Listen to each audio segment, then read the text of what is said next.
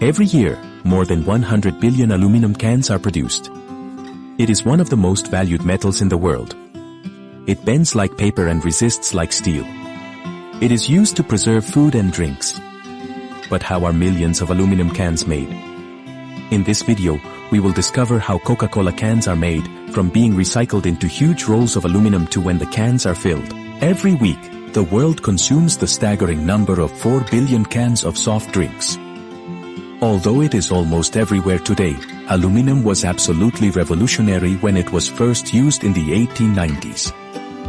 150 years ago, it was more expensive than gold. Carbonated drinks were not sold much in aluminum cans until the 1960s. But since then, cans have become so popular that Americans use more than 100 billion aluminum cans each year. About 45 billion cans are recycled in the United States each year, and more than 90% of this amount is turned into aluminum ingots used to make new beverage cans. This is the largest company in the world for recycling used beverage cans. They arrive from all over the world at their factory in England, compressed into bales that each weigh up to 1,000 kilograms and contain up to 65,000 aluminum cans. The aluminum can baler helps crush and compress loose cans into dense, uniformly sized blocks. The machine also wraps the solid blocks with strong thin wires. This keeps the cans together and makes them manageable and much easier to stack, load, and relocate. The blocks of compressed cans are loaded onto a conveyor belt and fed into a 340 horsepower shredder.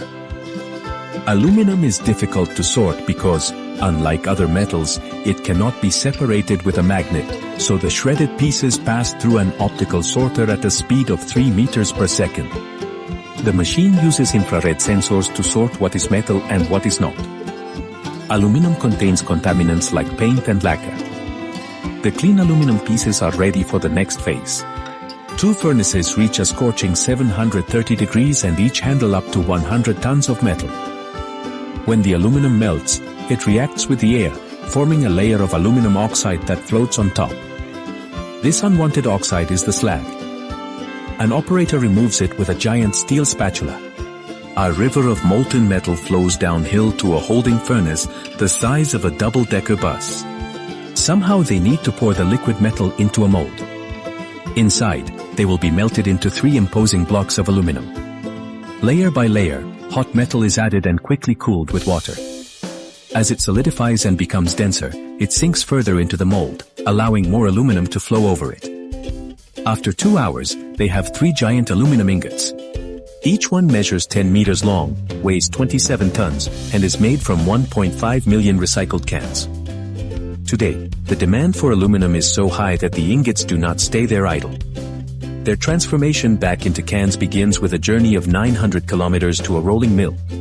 They are heated in another furnace to 525 degrees. This relaxes the bonds between the atoms, releasing any tension within the ingot. Then it is passed back and forth through a series of rollers. It's like stretching pizza dough. Each set of rollers reduces the metal until it is 1/4 millimeter thick and 10,000 meters long. With this, huge rolls of aluminum are formed and sent to Coca-Cola can factories. The supplier of Coca-Cola cans is a global producer of beverage containers. In this factory, containers are manufactured, mainly for Coca-Cola beverages. It can reach 2,200 cans per minute. The cans start as huge rolls of aluminum weighing 9,000 kilograms. About 700,000 cans will come from each roll. The process for making the cans is highly automated. Once the rolls are loaded, they are spread into sheets. They insert the aluminum sheets into a rapid stamping press. This day press presses the metal more than 200 times per minute, creating the bases. Each time this press falls, 14 bases are created. The press will stamp a disc of 14 centimeters of diameter and then proceed to bend it into a cup shape. Everything that is left over is compacted and returned to the aluminum factory, where it will be recycled again to create new rolls of aluminum. A forklift takes them to a sort of resting area, from where they are distributed to the next machine. In that machine, the body of the can is made. Inside, a rod pushes the blanks through a series of increasingly smaller molds. Making the body of the can requires a lot of lubricant for the blanks to pass through these molds. It is vitally important that the machine is properly lubricated, otherwise, the aluminum could break when stretched. At the same time, this lubricant will also act as a coolant to prevent overheating. That's why the cans come out with so many greasy residues. Once we have the body made, a trimmer will clean and straighten the edges properly. After this, a conveyor belt will transport the cans upside down to the washer, where a cleaning process divided into 6 phases will be carried out. The cans enter the washing area to remove the oil. Part of the washing includes sulfuric acid. The cans are sprayed with a jet of ionized air. When the washing is finished, they are ultra clean and ready for filling. Each finished can weighs less than 15 grams. Each and every one is a pressure vessel. They must withstand almost 3 times the pressure of a car tire. The cans are now ready for stamping. This rotary printing system can apply up to 5 colors. Stamping the Coca-Cola logo on the cans begins with a kind of rubber mat that wraps around the cylinder. This cylinder is then installed in a machine called a decorator, a giant printer for cans. The main color that runs through this decorator is red. But those cans are not decorated with just any shade of red. It has to be Coca-Cola red. Then, the machine sprays a varnish inside the cans. This creates a barrier between the beverage and the aluminum so that the product does not end up tasting like metal. It also prevents the acid in carbonated drinks from corroding the aluminum from the inside.